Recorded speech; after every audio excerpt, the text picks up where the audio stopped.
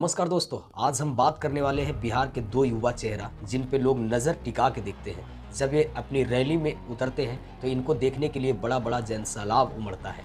लोग भीड़ लगाते हैं, आशा की एक किरण की तरह इन लोगों को देख। बिहार के दो युवा चेहरा के बारे में आप भी जानते होंगे, एक का नाम तेजस्वी तो दूसरे का नाम चिराग।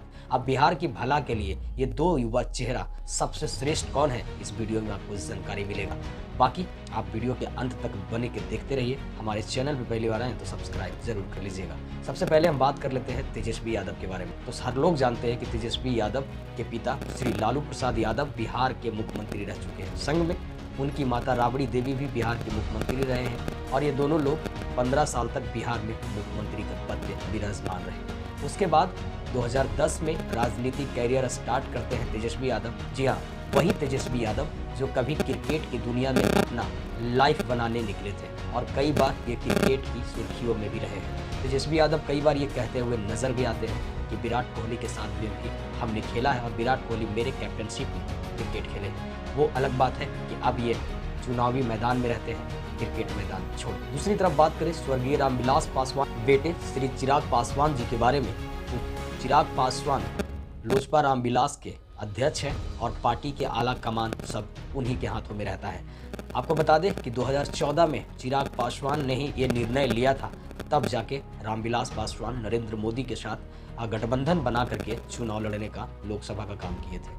आपको ये बात जान के हैरानी होगा कि तब जब पहले अपनी भविष्य को बॉलीवुड में चमकाने के लिए एक तरफ निकले थे चिराग पासवान, सोचे थे कि मैं एक्टर बन जाऊंगा। जब उनसे कुछ मीडिया कर्मी पूछते हैं कि आप बॉलीवुड में काम किया, आपको कैसा लगा, तो चिराग पासवान का जवाब कुछ इस प्रकार से। कंगना के ऑपोजिट मुझे लिया गया था।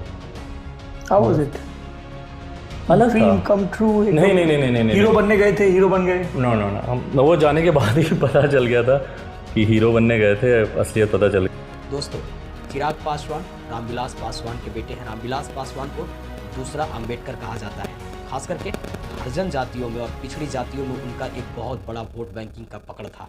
लेकिन आज के डेट में जब रामविलास पासवान के बेटे चिराग पासवान अकेले संघर्ष करते हुए ज़मीनी हकीकत में नजर आते हैं तो हर लोग ये बात सोचता है और हर लोग ये बात कहता है कि चिराग पासवान उतना कमाल नहीं कर पाए जितना कि उनके पिता रामविलास पासवान किए थे। अभी क्या हकीकत है, इसी सब से हम पर्दा हटाएंगे। सबसे पहले आप ये बात जान लीजिए कि चिराग पासवान जब अपनी भविष्य राजनीतिक में आजमाना शुरू किए तो पहली बार 2014 में वो जमुई से चुनाव लड़े और जमुई से वो चुनाव जीत भी गए। जब 2014 में चुनाव जीते, उनके साथ साथ उनकी पार्टी का 6 और सांसद बने। तब सब कुछ ठीक चल रहा था। फिर एक ब एक चिराग पासवान की ज़िंदगी में तूफान आना शुरू हो जाता है और फिर चिराग पासवान की ज़िंदगी में एक ऐसा तूफान आता है जिससे चिराग पासवान पूरी तरीके से टूट जाते हैं। आपको बता दें कि उन दिनों जब चिराग पासवान के पिता रामविलास पासवान दिल्ली एम्स में इलाज करवाने गए थे, तब चिराग पासवान ये सोच भी नहीं सकते थे कि जो पिता दिल्ली में इलाज के लिए गए हैं वो दिल्ली से अब सही सलामत नहीं लौटेंगे। किसको पता था कि रामविलास पासवान का स्वास्थ्य इतना ज़्यादा बिगड़ जाएगा कि वो धरती छोड़ के चले जाएंगे और हमारे बीच में नहीं रहेंगे। होता ऐसा ही है एग्जैक्टली कि चिराग पासवान के पिता रामविलास पासवान का स्वर्गवास हो जाता है और चिराग पासवान पूरी तरीके से टूट जाते हैं। जब चिराग पासवान की ज़िंदगी में इतना बड़ा सदमा लगता है, फिर भी चिराग पासवान जनता के प्यार से और उसके कृपा की वजह से एक बार फिर से चुनावी मैदान में आते हैं और चुनाव लड़ने का निर्णय अकेला लेते हैं। जब चुनाव अकेला लड़ते हैं तो मात्र महज उनके पास एक विधायक मिलता है, क्योंकि चिराग पासवान नीतीश कुमार के साथ मिलकर चुनाव नहीं लड़ना चाहते थे। वो जानते थे कि हमारे पिता की पार्टी को बर्बाद करने में अगर किसी का अहम रोल रहा है तो वो माननीय मुख्यमंत्री जी का रहा है। इसीलिए नीतीश कुमार से 36 का आंकड़ा मन में रख के चिराग पासवान अकेले चुनाव लड़ने का निर्णय लेते हैं और बदले में उनको केवल 1 सीट मिलता है, बाकी उनको हार का सामना करना पड़ता है।